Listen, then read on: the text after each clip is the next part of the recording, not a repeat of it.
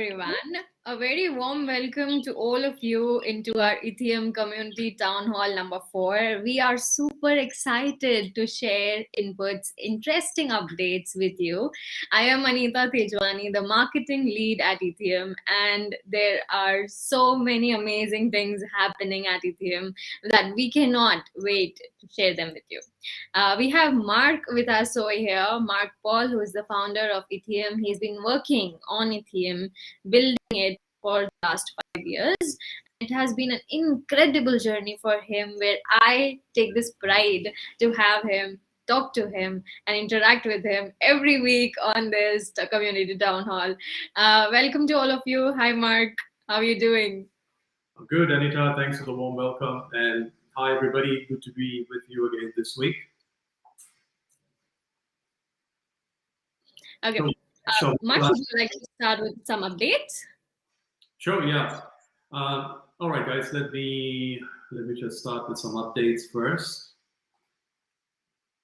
Cool. So as you guys are probably familiar with the town hall format, I will provide some general updates about the Itheum platform, and then Anita will join us a bit later on, where we're going to get some community questions that are flowing through, and I'll try to answer those as best as I can. So firstly, super excited to be with you once more this week. Last week we had an awesome week. We had Itheum's Hello World. Essentially, it was announced, and we were so excited at the massive growth from our community. But we've continued that progress, and today we wanted to share some of the key updates in our platform with you all. So the first big update is we had actually launched the ambassador program 2 weeks ago. We were inundated with requests, and we had so many applicants that we actually shut it down.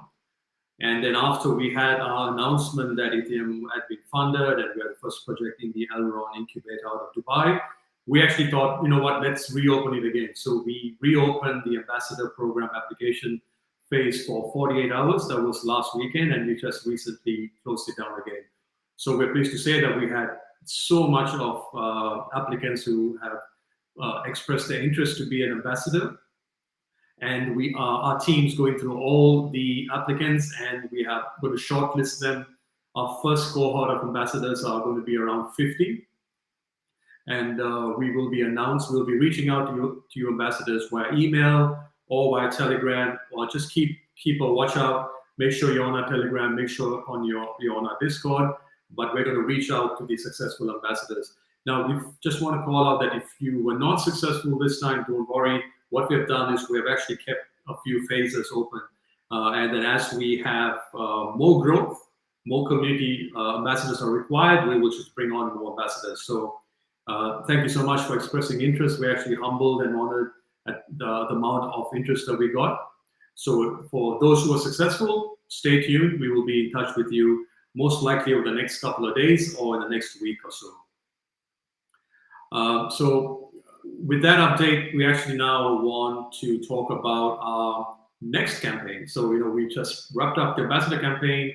Now we're heading into our next community campaign, right? And what do I mean by that is we're incentivizing growth in the community through this next campaign. So super exciting. I'm not going to go into the specifics of this, but it's going to be launched most likely this Friday or this Saturday. And what it is at a high level is we're going to incentivize people to educate themselves on Itheum's platform and technology. And there'll be a series of quizzes and challenges. And as you do this, you get an allocation of our token in the future.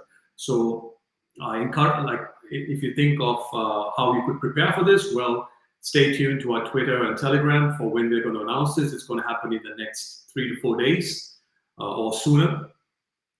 In the meantime, just get familiar with Itheum, right? So head over to our white paper, look at our data decks, head over to our YouTube, watch the videos, get familiar with our products, because all the questions are around Itheum's products. So good luck, and stay tuned to hear more about that from us. The third update I'd like to talk about is questions that we're getting a lot from our community. Now, the first question we're getting from a community is, is Ethereum going to be doing an IDO? And are we going to have a token generation event? So as you know, Ethereum has its own token called the MIDA token, and the token's not yet launched. So we are going to have a token generation event going to happen very soon. So at the moment, Ethereum is in a private round. And I'd like to first explain why we have to do a private round, right? So, we are going to be doing our token launch or a token generation event most likely in February or March. And as you can imagine, for a project like us, we're such a big project. We got such a big team. We're a legitimate project. It takes a lot for us to set this up correctly. So we have to raise some funds, right? And this is why we're going for a private round now. But our objective is, we are a community project. So we are going to do an IDO, and our IDO is going to be most likely in February, end of February or early March. So stay tuned for this. I'm super excited. And as we learn more, so we have completed our token design, we know our token utility, we have completed our tokenomics. As soon as we know an exact date and the launch pad that we're going to launch on, we're going to announce it. The best way for you to be on top of this news is, again, follow us on our channels on Telegram and Twitter mainly, also Discord as well. So with that, I'm going to try something different today. So our community is really growing. So I thought what I'll do is I'll share a bit more about our tokenomics and our community incentive programs. But then also I'd like to kind of just share a bit more about like a show and tell appreciation of what our community is up to. So I'm going to try and share my screen now.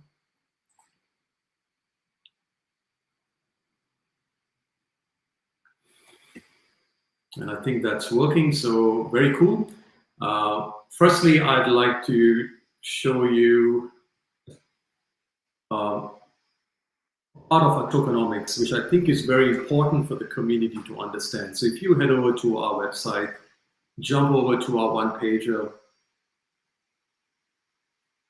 and if you scroll down to the section around our tokenomics, I just want to elaborate a few things here. So firstly, as you can see here, this is our allocation. And I want to make it very clear that even though we are in a private round right now, it doesn't make us a private project. Our largest allocation in Ethereum is for community, where we have allocated 37% of our allocation for community and ecosystem growth. And this is what we're kicking off in the next few days. Our campaign, our first community education campaign is coming off this allocation. So I just want to point out how important community is to us, especially as we head into our IDO in late February, early March. So this is something I wanted to share with you. And with that, I'd like to kind of take this time to appreciate some of our community members as well. So we've seen community members posting stuff that they make themselves. This example points out, this is a awesome graphic done by one of our community members that clearly highlights Ethereum's 3 core products. So this is incredible. So we were so appreciated when we saw this.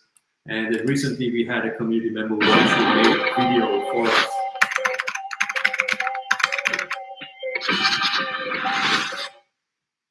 So we love this kind of stuff. If you're a creator of any sort and you're on social media, post this kind of stuff and we will repost it, we will retweet it. We really appreciate this kind of community support.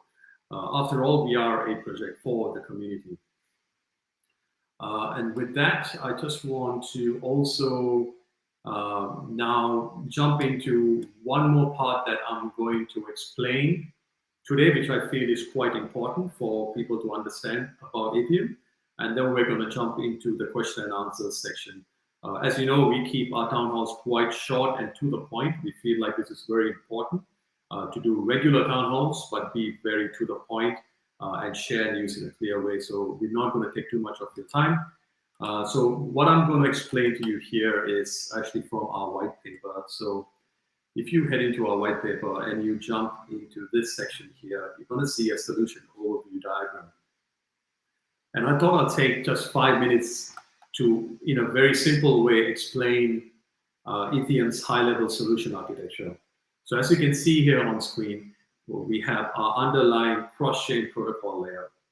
As you know, Itheum is a multi-chain project, EVM and non-EVM compliant. And this is effectively where we build our protocols and our relays and our bridges and deploy our contracts in these environments to allow for cross-chain data trading. So that's our bottommost layer.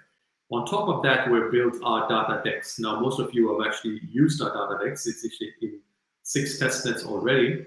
And this is what we call our core data infrastructure layer. This is deployed in a combination of smart contracts and decentralized apps, right? So this enables things like peer-to-peer data trade, minting of data NFTs, personal data proofs, a trusted computation layer, privacy-preserving compute. All of these really sort of features that are required for decentralized data brokerage, right? And data brokerage is just nothing but saying that we are enabling the creation of supply and demand of data and all the tools in between that can make that happen. So on top of our data decks, which is our core protocol, data protocol, enabled by smart contracts and decentralized apps, we have our uppermost layer, which is our data metaverse layer. And this is something that we are the most excited about because these are features that are going to appeal to the broadest audiences, right? One of the features that we absolutely love and we're working heavily on is our NFB data avatars. NFB stands for non-fungible me. And effectively what it is that everybody in the world is going to be able to claim and own one of these NFB data avatars. They are NFT tokens and they are backed by your real identity and your real personal data. You can think of this as an interoperable passport, right? Your identity in the metaverse, right? So you can take this to different gaming platforms.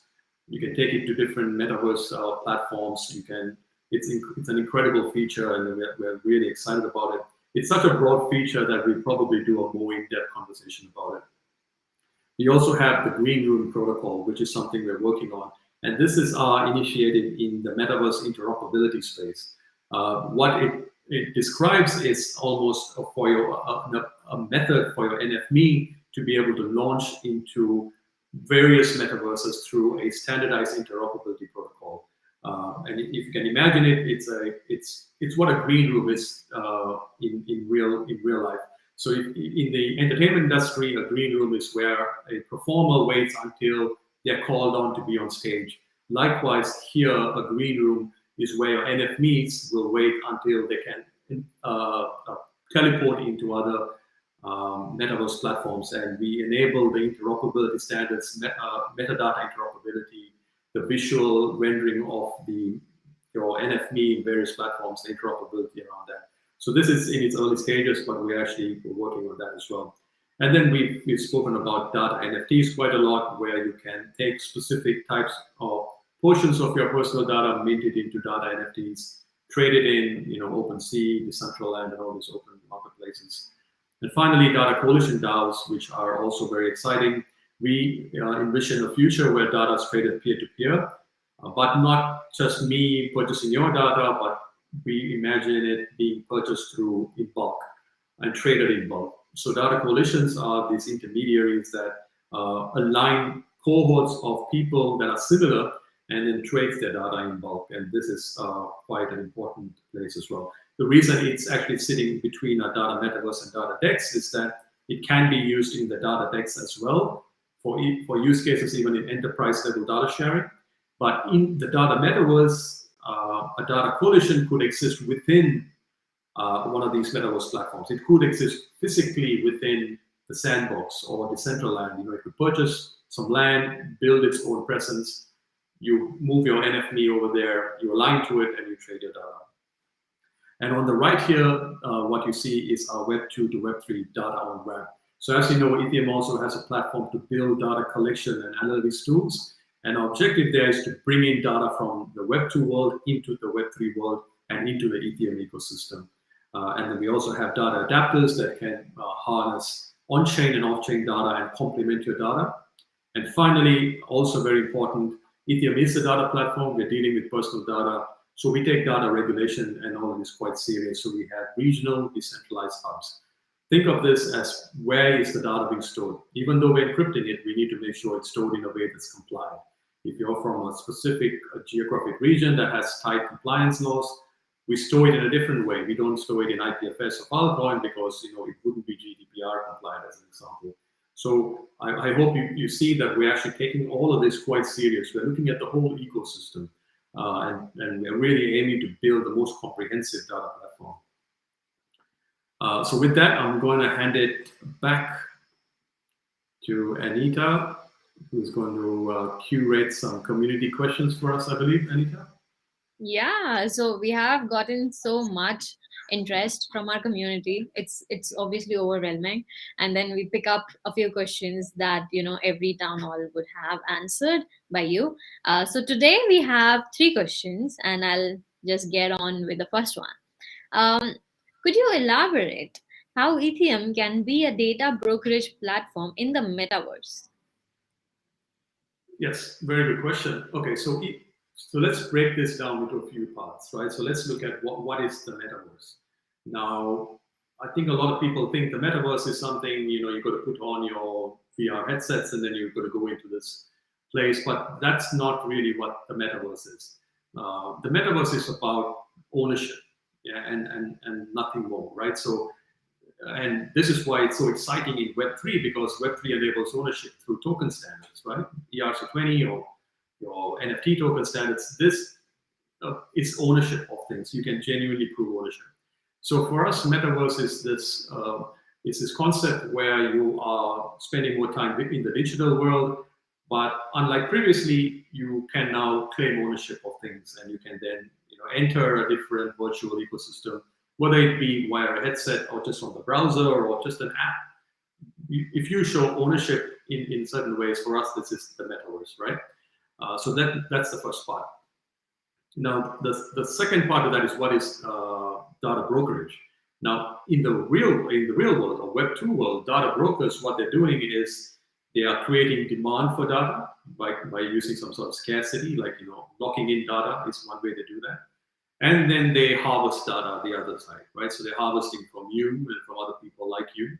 And then they are creating their hidden data markets, and they are bringing the buyers and sellers, and they're doing this sort of underground data trade. That's data brokerage. So we've looked at this and said, okay, that has to stop, because now we're heading into the metaverse. We're heading into Web3. We can't take all of these horrible practices into this new world. So we created the tools that do decentralized data brokerage, and that's why we say we have a decentralized data brokerage platform for Web3 and the metaverse. Is we're looking at this pivotal point in history where these tech giants have looked at what's happening in metaverse, gaming, NFT, DeFi, and they're seeing all of these terabytes worth of data generated, and now they're slowly heading into this space, right? So that's dangerous. So what we're doing is we're saying, okay, as we transition from Web2 to Web3, Ethereum is going to be that platform that's going to change this dynamic, enable data ownership, and that's our underlying purpose, right? Great. I hope that satisfies the asker of the question, because this was very detailed. I'm just sure that would happen. Moving on to the second question, I write articles and make paintings. Can I add them to a data NFT and make my NF around an article or a painting? Yeah, so it sounds like the person who asked this question is a creator. So they are creating something original, like their paintings or their writing, and you can do this now, right? So you can actually take your paintings and you can mint it into an NFT. There are OpenSea is a platform. So many other platforms enable this.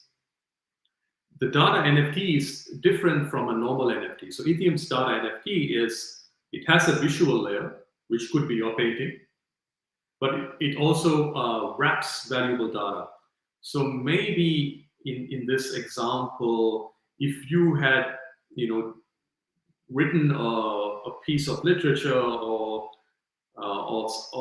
some context, and then you had actually created a painting around it, maybe the painting complements your literature, and holding the painting unlocks your literature, or that's a perfect use case for a data NFT. So what you can do is you can upload your writing, you can upload your painting, into Itheum starter decks, and the painting will wrap your written context, and then you trade your painting. And whoever owns the painting has access to the underlying reading and literature as well. So it's actually quite an interesting use case. So we would love for you to maybe reach out to us and we can explore this a little bit more together.